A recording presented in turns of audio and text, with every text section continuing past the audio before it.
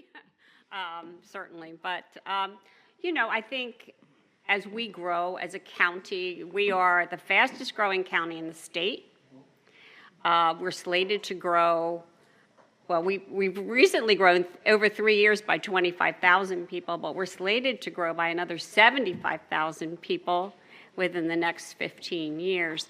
And you can just imagine the problems that brings with it. And all of these issues that I'm going to discuss today fold into all that. We are 550,000 residents in Chester County. We're a very large landmass here.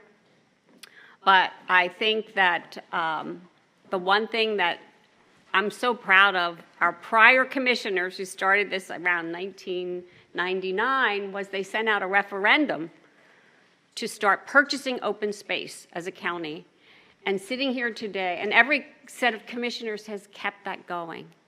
And sitting here today, we are at 31.9% open space in this county. It's very rare, if you go across the country, to have that much land mass, open space in perpetuity.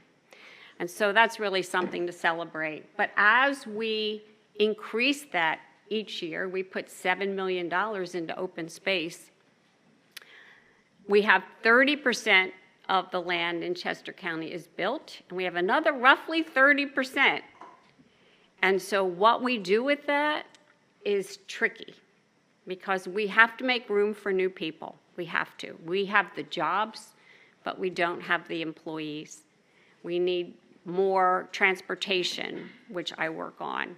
But we have to preserve our farms and our open space, and that's really important to me personally, but also as a county. It's near and dear to our hearts, and it always has been. If you go back, you know, years and years, when William Penn came here, and he exchanged a rose for the inn at William Penn. I mean, things like that. We have such a history here, and a history of caring for our old buildings and our land, and agriculture is a big part of that. So I think some of the problems that we grapple with today is, where do we put everybody? How can they afford to live in the wealthiest county in the state? And it's become a real problem for us to grapple with, especially that middle level of income. So our police, our fire, our teachers, you know, that middle income is the hardest for us to grapple with. But I mean, I'll start with open space, and as I said, we're really proud that we continue the tradition here of purchasing open space. It's very interesting. So I've learned a lot about open space and how it works over the years, and I always learn something new. But the issue we're having now is when the state comes in with a grant to work with like French Creek Pickering, which probably you all know, or one of the land trusts, if the state comes in with a DCNR grant, that land that's purchased cannot be used for anything, including farming. And this came to light at Craybilly. Craybilly was one of the largest lands we were involved in. But there's a farmer there who rents the land, and he grows corn and crops. And he will have to leave when that is all settled. And that really broke my heart, because we need farming. We need food. And so we're working on trying to look at this differently, and working on trying to preserve more farms instead of just open space land, but focus a little bit more on farming. We have 1,500 farms in Chester County, and a lot of our farmers can't afford to stay in that business. Their kids don't want to do it. Technology's changed. It's very expensive, farmers today. So we're looking at ways that we can help them preserve that farm. As I said, we have 1,500 farms in the county, and 600 of those are preserved as farmland. That's a lot, but we need more. Because, as you know, we have a lot of people to feed. A lot of people are food insecure, and we have to make sure that we are providing that food through our county. Yeah, it's interesting. So we are, I don't know how many people know this, but we are second in the state in agriculture second. People don't know that.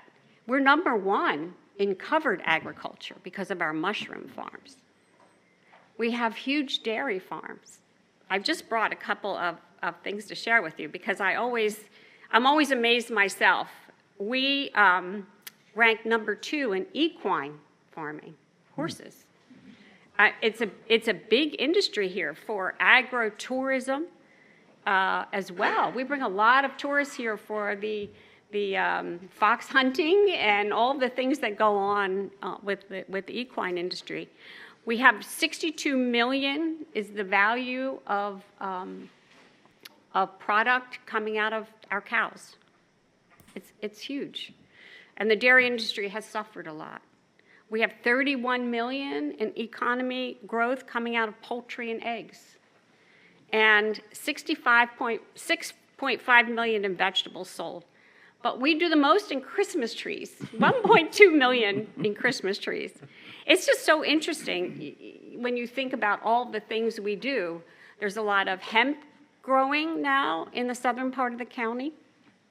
But we look here, I mean, we're out in this beautiful area, and when you go, you have the urban centers and the city of Coatesville, and then you have all this beautiful farmland as you go to the south or to the west. And so it's really important that we keep that.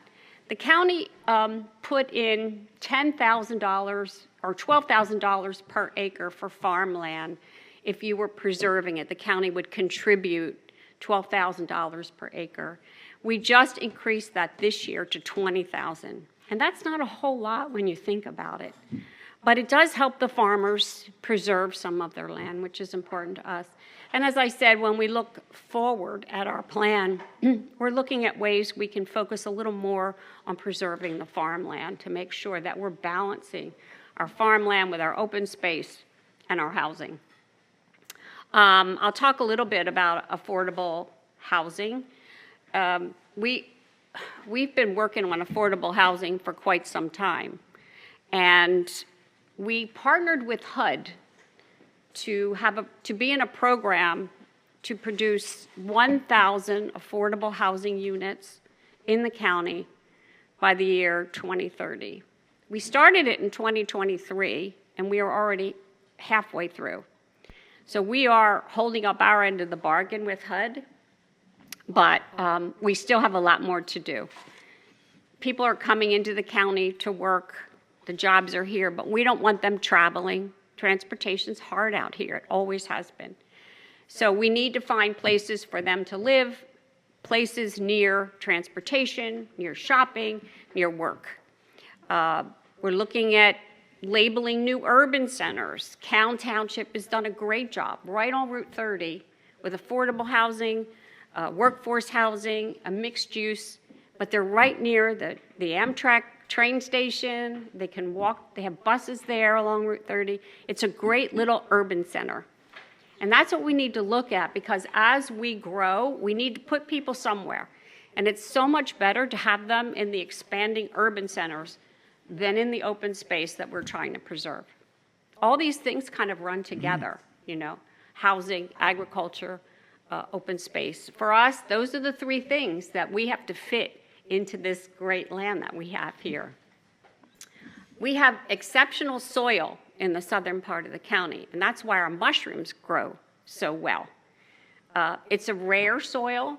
It's only in Chester County, which I only found out recently, but it helps produce the best mushrooms in the world, and we are the mushroom capital of the world. In fact, right now, the Mushroom Festival is going on. So if you get a chance, go down to Kennett. It is so much fun, and you get to try all kinds of mushrooms in different ways. But they really do celebrate the strength of the mushroom farms in the southern part of the county. It's just great to see. I was down there last night for a parade, but we got totally rained out. So, but we have to celebrate those farmers. They don't have it easy, especially right now. That they use a lot of labor from the South America that used to come in on a visa every year, and they've lost a lot of them. So they're struggling. A lot of the mushroom farms are indoor now because of the climate change. We're going to find a lot more agriculture indoors growing because of what's happening with the climate. It's really affecting them and our farmers. So you're going to start to see a change in the way we grow vegetables and how we maintain them, which is all good. It's all good because then we know we have a steady source of food for everyone in our county. With that, I'll turn it over to Bob. I don't know. Well, no, I'll ask a question, and then, I just wanted to ask you to comment on something. We read every day about cuts from the federal government, all kinds of programs overseas and all through the country. Mm-hmm. And I wonder how that affects our county and how, if you could, how we deal with that. Is it it's really hard to process. It just seems every day there's another program, another grant that was already approved in a bipartisan way, which is now being canceled. So I think something, anyway, I want to hear what you have to say. That's a big subject. As we're sitting here today with no state budget and grants that we know are on the chopping block, we've actually had some grants that we were given from the federal government that were given to us, then they took it back. So we're very careful now about those grants. Right now, we're okay, but at the end of this year, it looks like HUD will start to cut back on some of the Section 8, which we don't have enough vouchers in this county as it is. We don't know what else that will be cut. I worry right now, I'm worried about the state more than anything. 60% of our budget in the county, we have a roughly $700 million budget. 60% of that comes from the state and federal government.